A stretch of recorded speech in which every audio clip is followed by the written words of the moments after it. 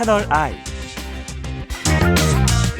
윤세영 회장이 이제 사임하겠다는 의사를 11일 날 밝혔는데요. 그나마 이제 KBS, MBC보다는 SBS는 그나마 좀 공정한 보도가 이루어지지 않았나라는 그 일각의 시각들이 참 많았었는데 그렇다면 그 MBC랑 KBS에서 어느 정도였는지 이제 많은 시민분들이 체감을 하실 것 같아요. 이제 윤세영 회장이 보도본부 쪽에다가 박근혜 대통령을 도우라.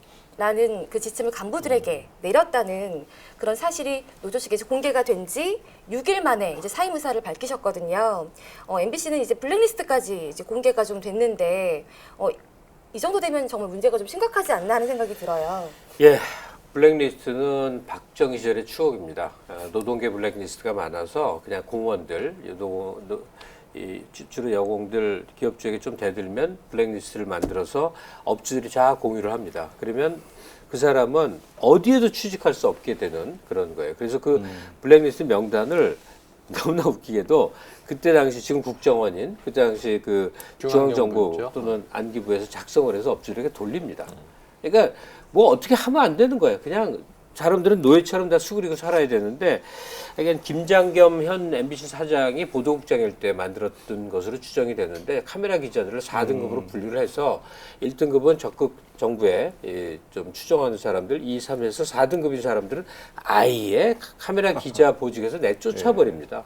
우리 박근혜 대통령 탄핵 과정에서 불거진 김기춘 비서실장 주도의 블랙리스트를 봤지 않습니까? 이번에는 그 전 정권 이명박 정부의 블랙리스트가 국정원 주도로 만들어진 게 또 나왔습니다. 문화예술계 블랙리스트고 82명이 해당됐는데 우리가 다 알고 있는 사람들, 뭐 김재동 씨, 이회수 작가, 무슨 뭐 윤도현 씨, 난 왜 들어갔는지 모르겠어. 하여간 82명 그렇게 해서 출연을 정지시키고 그가 소속된 제작사의 세무서 조사를 하고 온갖 방법으로 개인들을 탄압을 하는 거죠. 그래서 그런 명단을 만들어서 윗선에 권력 가진 사람들이 쟤는 빼자 하는 일은 범죄입니다.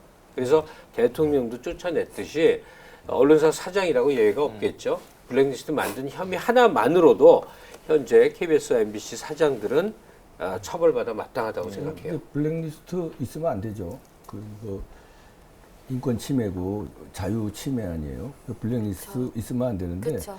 정권을 떠나서 과거에 다 있어 왔잖아요.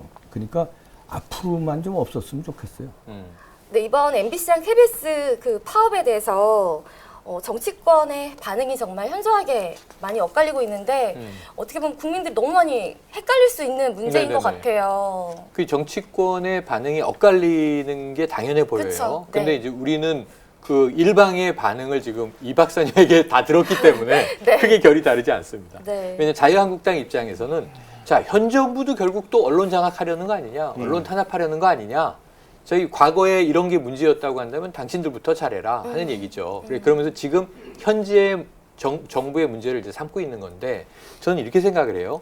현 정부가 지금 이렇게 하겠다 저렇게 하겠다 방송에 밝힌 건 없어요. 네. 딱 한 가지 정도인데 그 이호성 신임 방통위원장이 자, 예를 들면 종편이 4개나 있을 필요가 있는가 뭐 이런 얘기 정도는 했어요. 그럼 이제 느낌이 하나 정도 손보는 거 아니야? 뭐 이런 이제 세간의 얘기들이 있는데 네. 정책으로 확정된 게 아무것도 없어요 아직. 그리고 MBC 뭐 이렇게 하겠다, KBS 저렇게 하겠다 이런 얘기를 하질 않았어요. 다만 이 자유한국당이 지금 발끈한 이유는 아니 김장겸 MBC 사장한테 체포영장을 발부해? 정권이 시킨 일 아니야? 청와대는 부인했습니다. 청와대와 관계없다.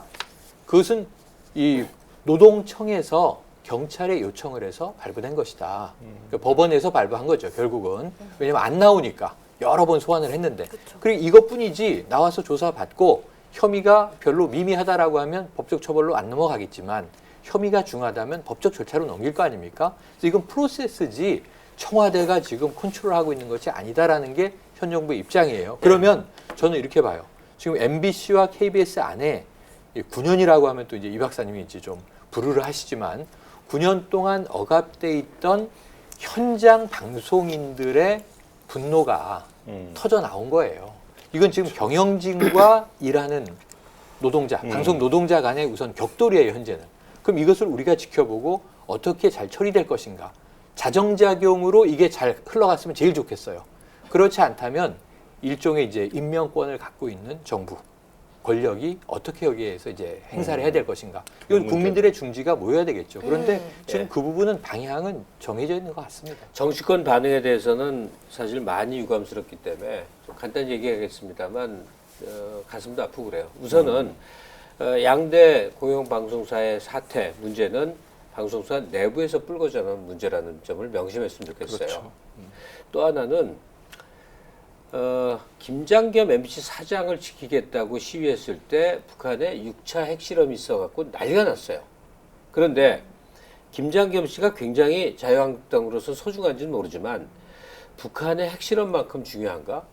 그리고 그로 인해서 그 국회 대정부 질문을 할 때 당대표가 나와서 연설하는 것도 포기할 만큼 정말로 김장겸을 지키기가 중요했던 건가? 정말 이건 과잉도 이런 과잉이 없죠. 그러니까 제1야당으로서 끌어안고 해결해야 될 여러 과제 중에 하나라면 이해를 하겠지만 국회를 보이콧하고 당대표 연설도 포기해가면서 장애투쟁을 할 만큼의 그 비중을 갖고 김장겸 사장을 지키려고 하는 의도는 도대체 뭐냐? 그 당은 도대체 그러면 MBC 사장의 무슨 뭐 비서 같은 역할을 하는 것이냐? 굉장히 의아스러운데 정치권이 이렇게 추한 모습을 보이면 언제 국민의 신뢰와 사랑과 존경을 받겠냐는 말이에요. 오늘 참 무서운 생각을 많이 들어서 걱정인데요. 그 최순실 사태 나기 전에 우리가 뭐 불과 2, 3년 전에는 예측을 못했거든요. 예측을 못했죠. 근데 이제 이렇게 이제 나중에 지나다 보니까 이제 이렇게 MBC의 그동안에 뭐 그런 폭로 이런 게 다 모아지고 있대잖아요.